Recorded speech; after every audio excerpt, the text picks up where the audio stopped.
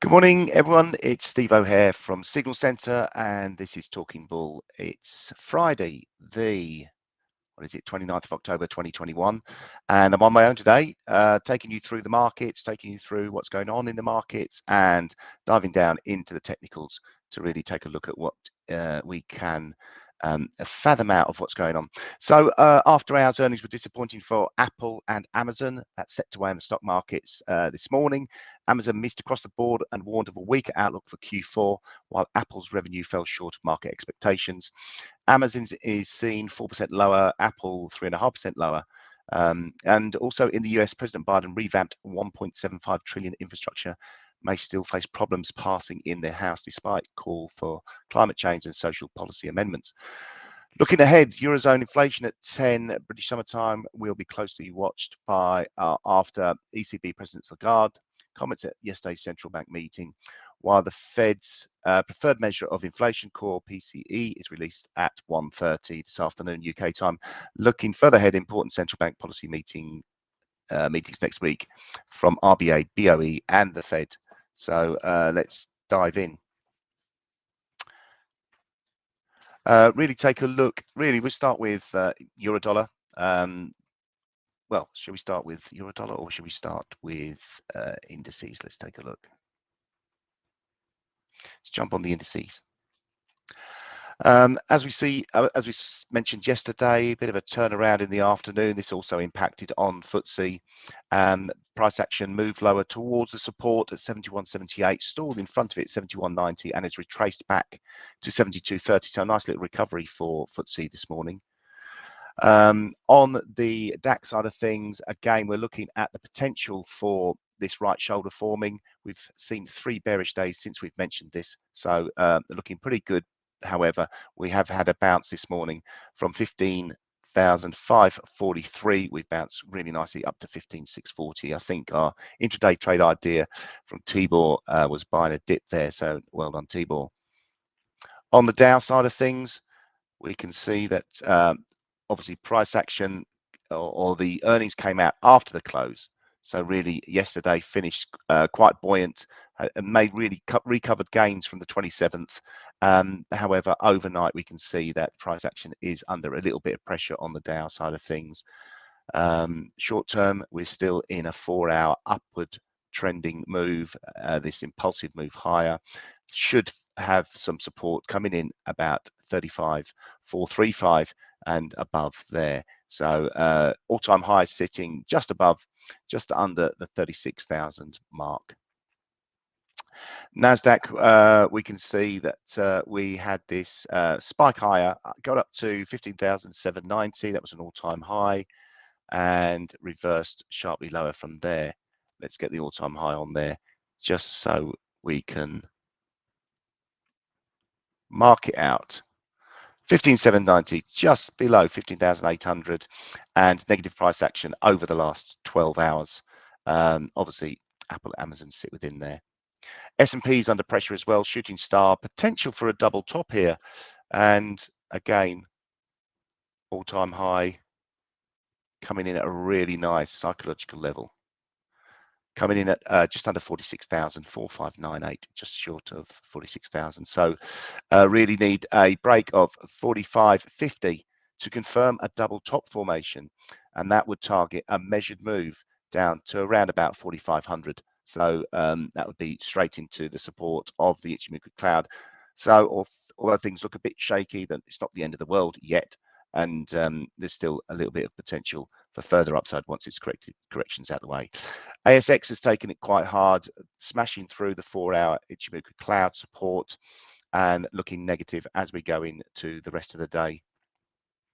China 50 also, that was an old trade idea, and a little bit of sideways price action sitting. It looks like the bearish momentum has stalled, so a break either way, really looking for either a break up from 15,900 or a breakdown for 15,742 to really get the next move going. Hang Seng, it has formed a triple top. There we go. Really nice formation. It's played out. It's hit the measured move target, and we've had a little bit of support come back in from this congestion area previously. So really need to get down below 25,300 to continue this move. However, it looks like we could be stalling in this sell-off. And a nice little 4-hour candle for the Nikkei, recovered the sell-off we saw overnight, and a little positive. We're back above the Ichimoku cloud, although this is pretty sideways triangle formation, as you can see on the charts. Let's take a look at, let's dive into FX. Euro dollar, we're looking at a little bit of a recovery of late in the euro dollar. Yesterday we had a really nice bullish candle. We made a new low from the previous couple of days and then projected aggressively higher, taking out the highs from last week. And so we're sitting above 116.68. So that's positive on a short-term time frame. Looks pretty good. However, if we jump to the 4-hour chart, we can see we're heading towards channel resistance, and also we've got this supportive level which has acted as a pivotal level all the way back to 11th of August, coming in at 117.05, so just above 117 the figure. So price action looking quite nice, but it should run into some resistance up there.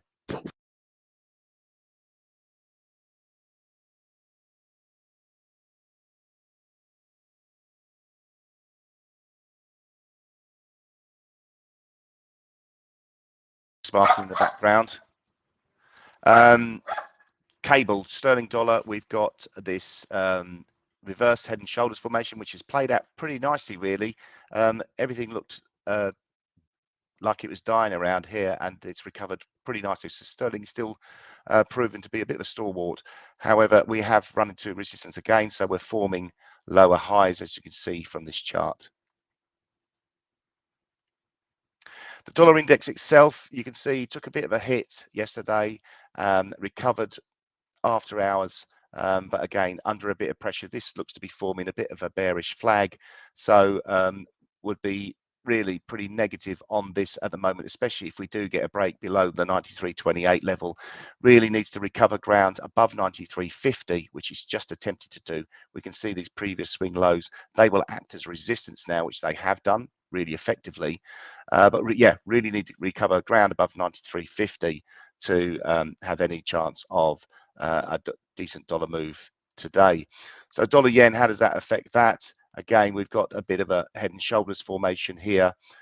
We look to be testing the neckline, a break really below 113.25, and we should see the market open up and aggressively move lower. However, just need to recapture ground above 113.70, then 114.31 to really get the dollar back on track. So let's take a look at cryptos. What has cryptos done for us? Stevie the Bear Crypto, they call me. We're looking at this head and shoulders formation. On the daily chart, you can see it is retesting the neckline. We did close below it, which confirmed the break. A very strong day yesterday. Took out the highs, took out my stop, I think, in the gun to head challenge. But again, overnight we've seen a bit of a sell-off from 62,000 all the way down to 60,500. Really need to see if we do see a break below the neckline on a weekly basis. Although where does the week start and finish in crypto? I think we'll say maybe Sunday. Then it will be negative for me. Volume has picked up on this drive back higher, but it's still below the previous levels. So I'm still feeling a little bit nervous about Bitcoin and how it perform. Obviously, I look at the other coins. Cardano had a great spike higher in September, but that's fallen away, and that's still under a bit of pressure around the 189 support. Ripple also under pressure. We got the downward trending resistance coming in at 121.18. Really what support at 96.11. Ethereum, that's sitting at the highs, at its all-time highs again, 4,400. So that's looking pretty punchy. It's rejected it this morning. Really need to see if it's got enough momentum to take it through. Momentum does seem to be stalling overall and volumes dropping off, so I doubt it. I think we could be in for another reversal away from these highs.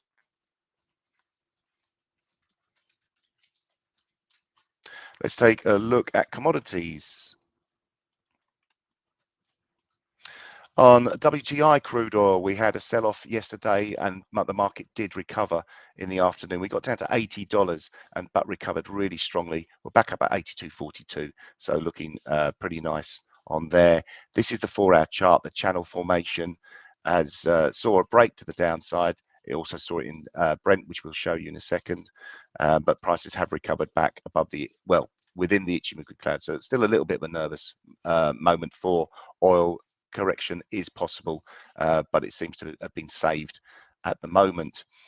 This is the channel formation on the 4-hour in Brent crude oil, and we can see that price action did stall at previous congestion areas, previously heavily traded areas. It got down to 81, around 81.45, 81.50, and has moved higher. So we've seen momentum recover and turn slightly positive, looking really to get a break above this cloud, above 84.30. It should open up a bit more to the upside. Gold is swinging all over the place. We're getting very choppy price action in gold. We've had the move up to 1814, the move down to 1782. We're really sticking around this $1,800 psychological level, and that looks set to continue. We'd be looking to really buy dips in front of 1782, sell rallies in front of 1815, and really trade that range until we get a break either way, to then target the 1833, 34 level on the upside.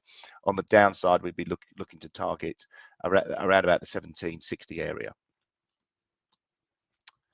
So that pretty much covers it. Now, gun to head today, or yesterday. Yeah, I think this is my effort. I have to check with Joe. Let me see. Where's Joe? He's away on holiday. Yeah, I was getting short yesterday at 59,240. I did say I wanted to get short a bit higher, but didn't manage that. The stop was taken out at 61,240. And let's get Bitcoin up. There we go. Here it is. This is it. This is what I did yesterday. And I'm still feeling bearish towards it. I'm still going to have another go. I was taken out, stopped out, but let's have another go. Why not? And also, I feel like I'm getting it in at better levels. I know we're above the cloud on the 4-hour time, on the hourly time frame. Sorry. My stop is above the swing high at 62.530, which was yesterday's high late in the day. And I'll be targeting a move all the way down here. I'll try and round it up to a 4-to-1 risk reward, shall I?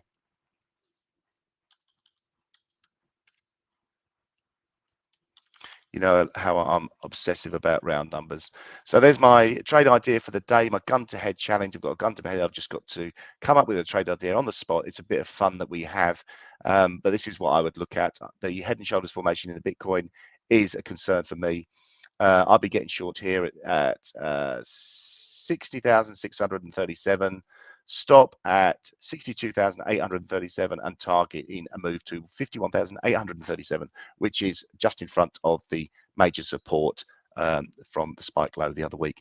So day ahead, let's take a look. We get a IG morning call which comes through. It's full of decent information. We've already had the German GDP out. That came out at 8 o'clock. Eurozone inflation due out, year-on-year figure to rise to 3.7. Feels like a lot more than that. Markets to watch for that, Euro crosses. 1:30, we've got the US personal income and spending, the PCE price index. In income to rise 0.3 and spending to increase 0.6, while PCE price index rises 0.5 month on month. Markets to watch for that, Euro dollar crosses. At 2:45, the US Chicago PMI October expected to fall to 64.6. Again, watch out the US markets. So thanks for joining me today. I hope you've found it informative. Hope it's been enjoyable and given you some ideas. And we'll look forward to joining you again next week. I'm on my own next week, so do come back and see me. Thanks very much.